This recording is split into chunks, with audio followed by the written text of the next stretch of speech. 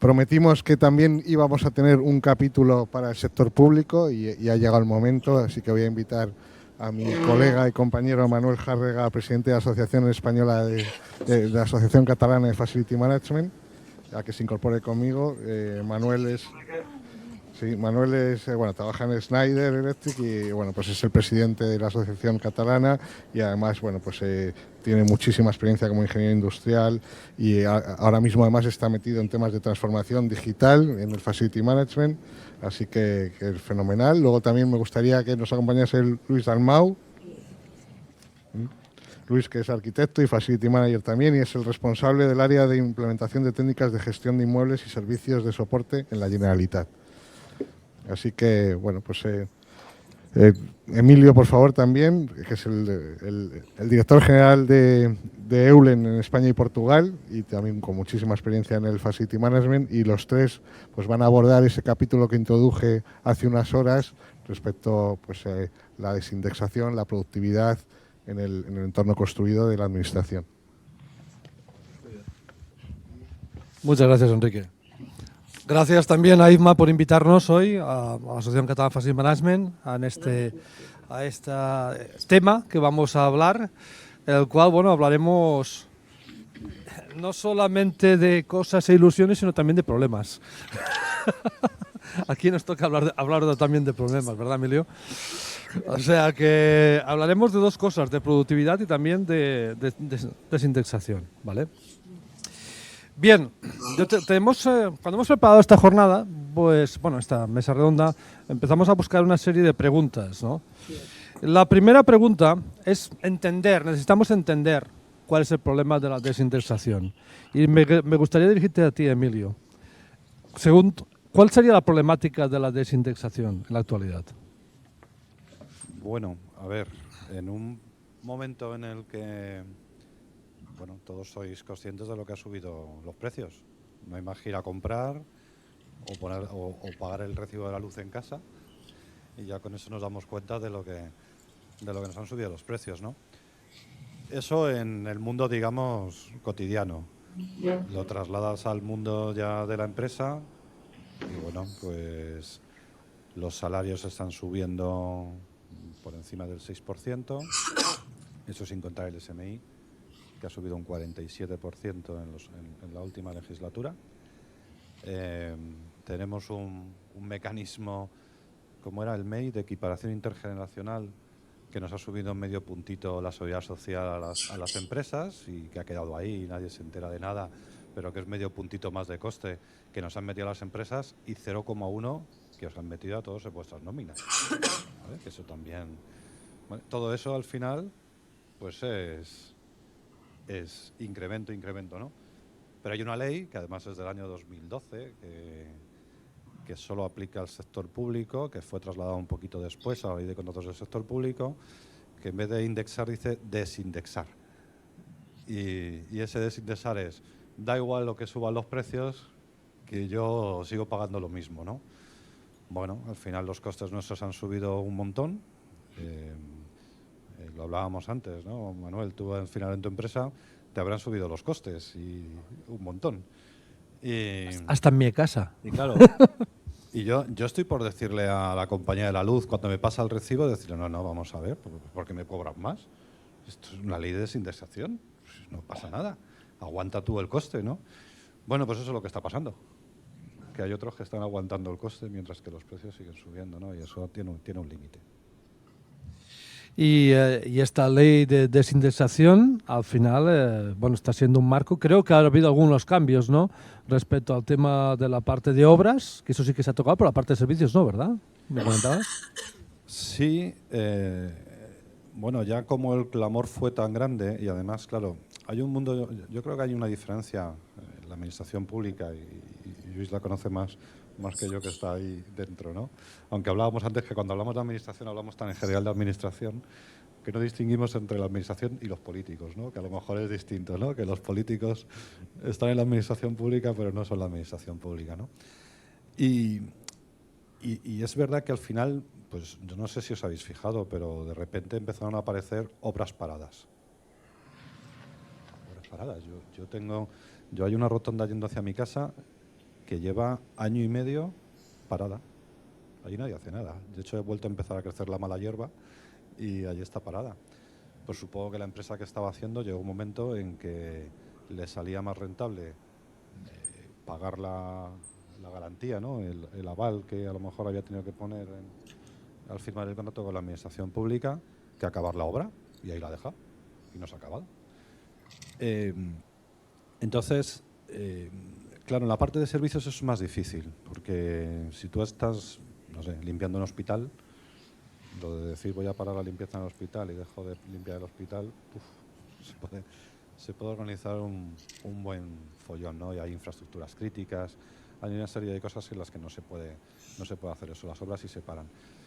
Y no sé si por eso o porque el mundo de los servicios, y muchos de los que estamos aquí trabajamos en el mundo de los servicios, no somos menos guerreros que los constructores, pues los constructores sí que consiguieron que el año pasado se sacara un Real Decreto en el que de alguna manera se soslayaba la ley de desindexación, que aquello duró desde abril del 22 a finales de marzo del 23. De hecho, hoy en día ese Real Decreto ya ha decaído y no existe otro. No se ha vuelto a renovar. De manera que durante ese año sí se revisaron los precios de obra. Es verdad que había que cumplir una serie de requisitos, pero se revisaron los precios de las obras, no se revisaron los precios de los servicios y ahora ya no se revisan ni los de las obras ni los de los servicios, porque como ese Real Decreto ha decaído a finales de marzo, pues ahora mismo no hay nada. Desde asociaciones, patronales, desde COE, incluso con el visto bueno de los sindicatos. Fijaros que es difícil que COE y los sindicatos hoy en día estén de acuerdo en algo y en esto están absolutamente de acuerdo. Y de hecho pues se tuvo conversaciones con el gobierno, pero primero era espérate un poco, espérate, y ahora tenemos elecciones y ahora ya hasta que no pasen las elecciones pues supongo que ya el menor de los problemas es este, ¿no? Sí, no, y las elecciones y luego los hombres de negro de Europa que no vuelvan. Porque al final esto es un sufrimiento por la parte de los que están ejecutando el contrato y los que están utilizando ese contrato en la administración pública, ¿no, Lluís? Porque vosotros también estáis sufriendo esto. Porque si no hay dinero, el contrato no es malo, por tanto no se sufre en la ejecución, se puede bajar en la calidad de servicio. ¿Verdad que sí, Luis? Sí, efectivamente. El título, ya lo veis, público versus privado. Pero aquí la mala noticia es que versus va a haber poco, porque es que estamos de acuerdo. Es decir, aquí ha habido un concepto que se ha repetido varias veces en la sesión de hoy, que es la palabra flexible. Y desindexación y flexible son contrapuestos. Todo lo que no sea flexible, todo, en la vida privada, en la vida laboral, en un espacio, en una manera de trabajar, en un contrato, todo lo que no sea flexible no se adapta a la realidad y además es una realidad cada vez más cambiante y más rápido, con lo cual cuando una cosa no es flexible y no se puede adaptar a la realidad, lo sufren las dos partes, la contratante y la contratada, con lo cual aquí de versus poco porque nos ponemos de acuerdo enseguida. Es decir, aquí lo sufre las dos partes. Cuando hay una relación contractual, la que sea, un contrato de limpieza o cualquier otro contrato, de obra, lo que sea. Y el contrato aquel no se adapta a la realidad, lo sufren las dos partes. Con lo cual, evidentemente, aquí estamos de acuerdo. Es decir, la flexibilidad es un elemento que encontramos en todos los aspectos, en los contratos también. Sí, ahí, si me permites, Manuel, el problema que yo veo es que en la administración pública no hay flexibilidad, pero no puede haber flexibilidad, volvemos a lo mismo, no por las personas que trabajan en la administración pública, sino por una serie de leyes. Marco legal. Por el marco legal que el regulador ha implantado, ¿no? La ley de contratos del sector público se ha ido haciendo más y más inflexible en los últimos, yo diría que casi 20 años.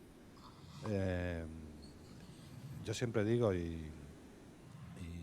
que la ley del contrato del sector público y cuando estuvimos hablando un poco entre los tres también para esto, yo os lo dije, ¿no? Siempre digo, la ley de contratos del sector público no sé por qué está pensada en que todos los funcionarios son corruptos o roban. Y no es así. Puede haber funcionarios que sean corruptos o roben, igual que puede haberlos en la empresa privada, personas que sean corruptas y roben, ¿no? Pero hombre, gracias a Dios ese no es, en un país como el nuestro, la inmensa mayoría de la gente, ¿no? Pero es verdad que debido a eso, pues al final se ha ido haciendo absolutamente, rigidizando todas las normas, de manera que, claro, un cliente privado, en un caso como este, puede tener esa flexibilidad y puede cambiar los SLAs, puede cambiar los KPIs, al final puede buscar fórmulas y digan, oye, pues mira, vamos a ver de qué forma podemos. El cliente público no puede hacer eso, porque puede acabar en la cárcel. Directamente dices, voy a cambiar un SLA, y dices, no, pero te va a llegar el interventor y el abogado del Estado y va a decir, que está usted cambiando el pliego de condiciones.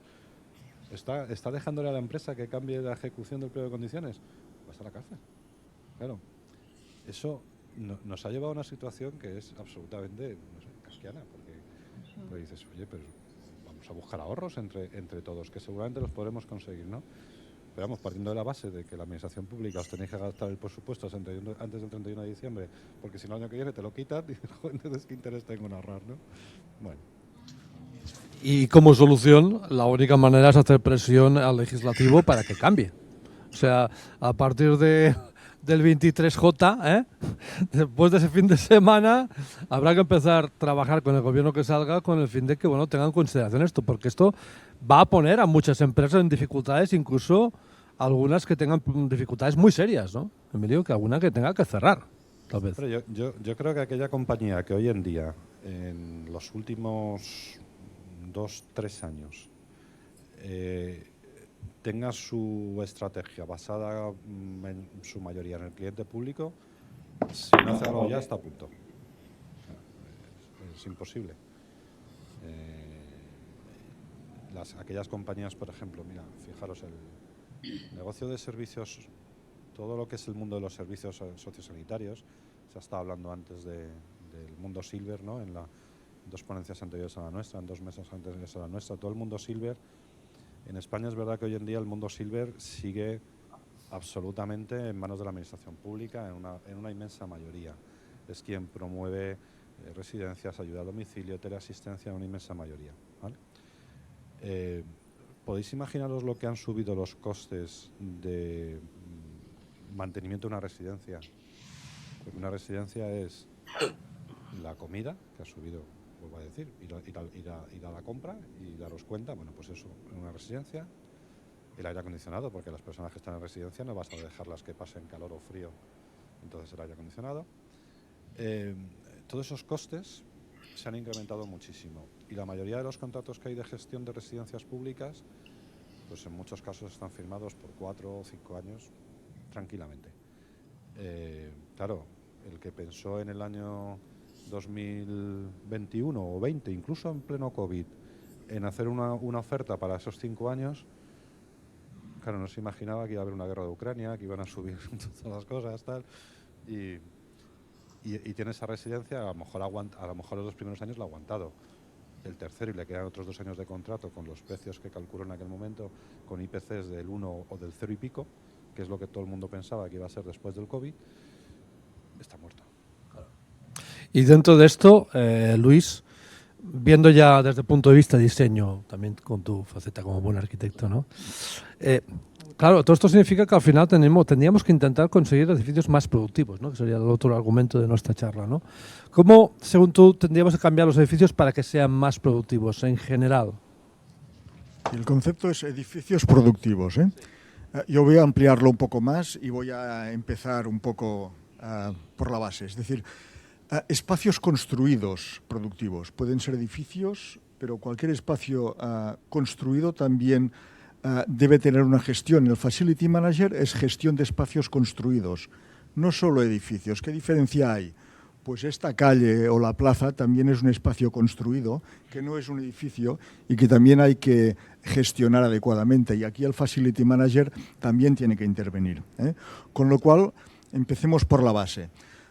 Para que sean más productivos, en realidad para que sean más productivos, ¿para qué? Pues dependerá de cuál es el objetivo de la organización que está utilizando aquel espacio construido, ¿no? Y aquí yo hablaría de 3 estrategias que que tampoco serán distintas entre lo público y lo privado, entiendo.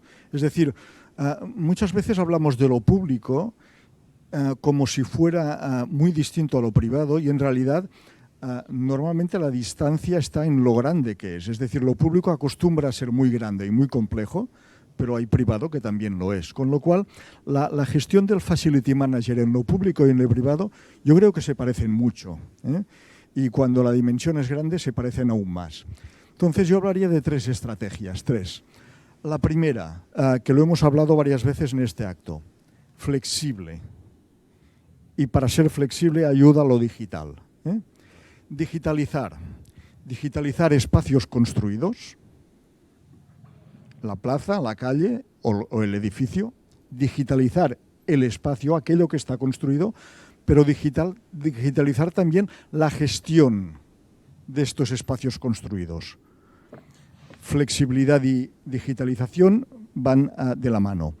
Segundo aspecto, ser operativo y ser estratégico.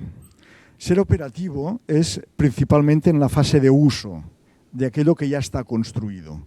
Aquí podemos ser operativos, podemos ser eficientes, podemos ser sostenibles en los 3 aspectos también. Pero no es suficiente para un Facility Manager ser operativo.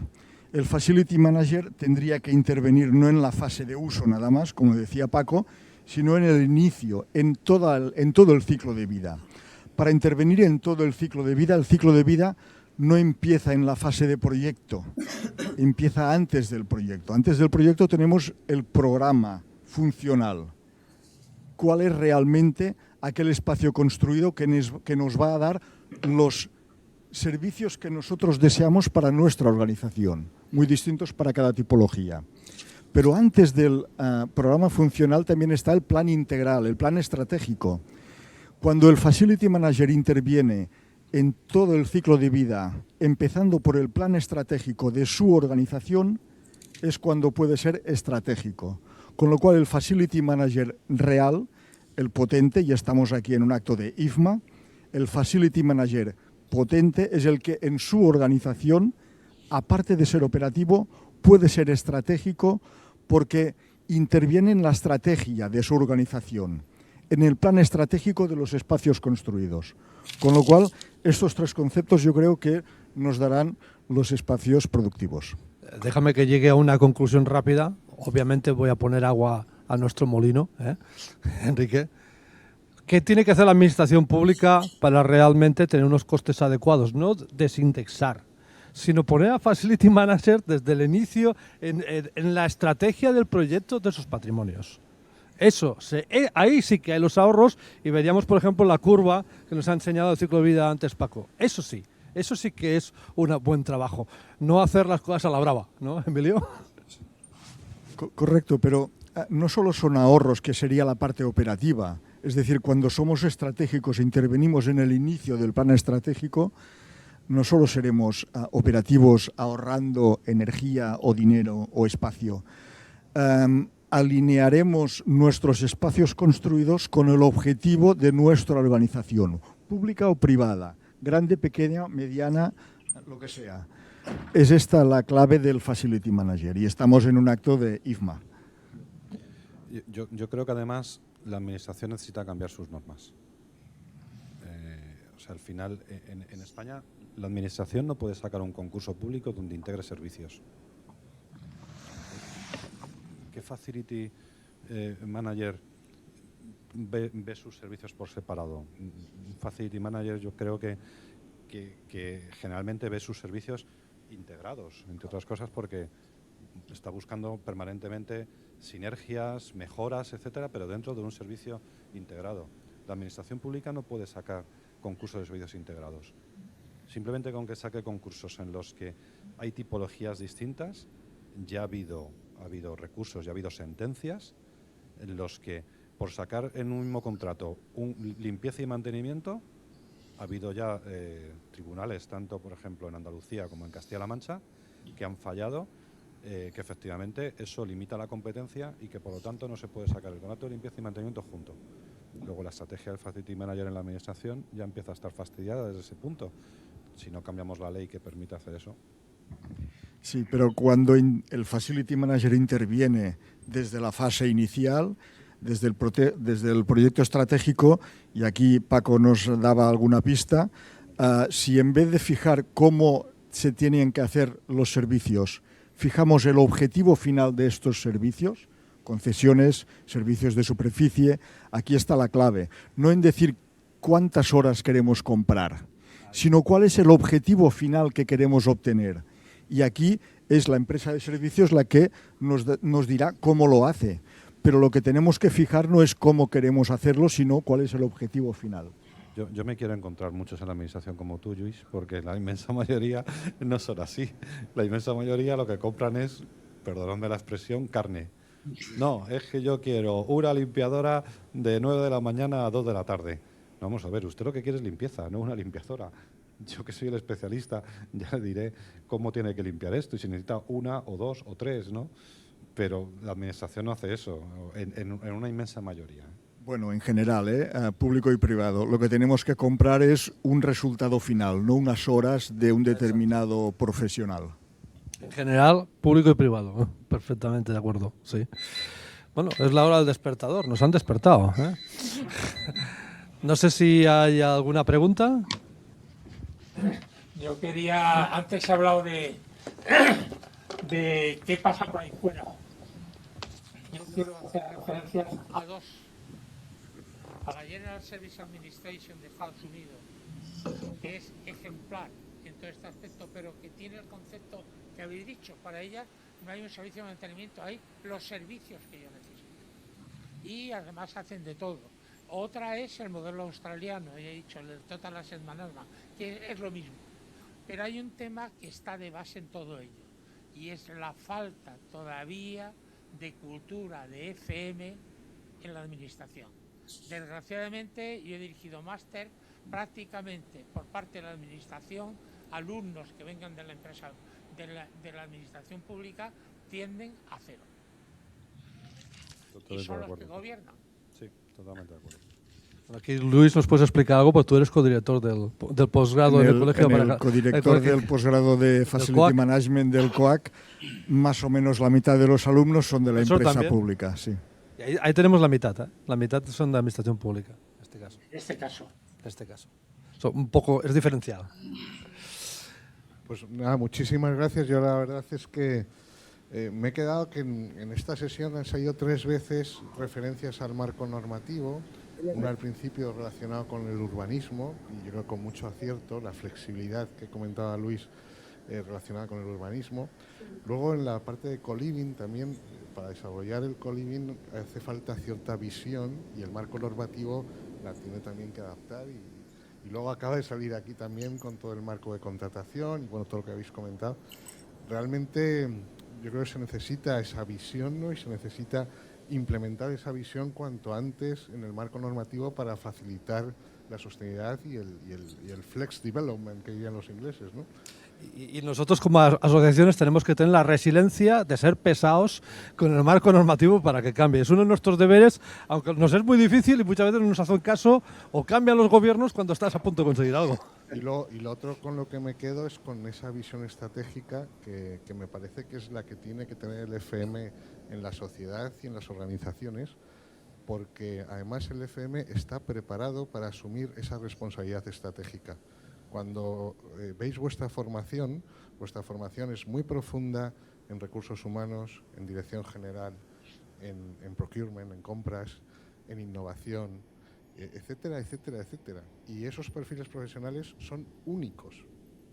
Y realmente os lo dice una persona que viene de la parte del real estate, de la parte de la inversión, de la valoración y que acaba aterrizando en el facility management e integrándose en el facility management. Pero cuando entras dices, oye, esto realmente la formación que tenemos es diferencial y única. Entonces, en mis orígenes yo era facility manager y me llamaban comprador industrial cuando trabajaba en Toys R Us. Y era un facility manager como la copa de un pino. Y estaba dando todo el soporte a la infraestructura empresarial para que Toys R Us en España alcanzase sus objetivos. Y es lo que estáis haciendo todos vosotros. Entonces necesitamos poner eso en valor y, como ha dicho Luis, desde el punto de vista estratégico en la organización. Así que muchísimas gracias a los tres. Muchas gracias. Y un placer.